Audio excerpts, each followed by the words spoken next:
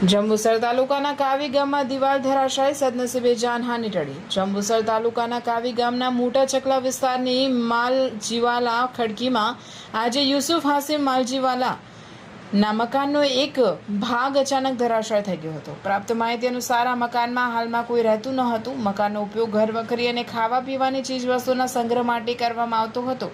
દિવાલ ધરાશાયી થતાં મકાનને નોંધપાત્ર નુકસાન થયું હતું। જો કે ઘટનાના સમયે ત્યાં કોઈ હાજર ન હોવાથી કોઈ જાનહાનિ કે ઈજાની ઘટના બની ન હતી।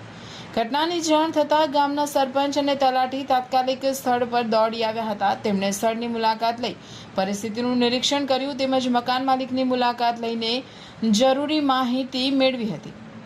આ ઘટનાને પગલે આસપાસના વિસ્તારમાં થોડા સમય માટે ચિંતાનો માહોલ સર્જાયો હતો।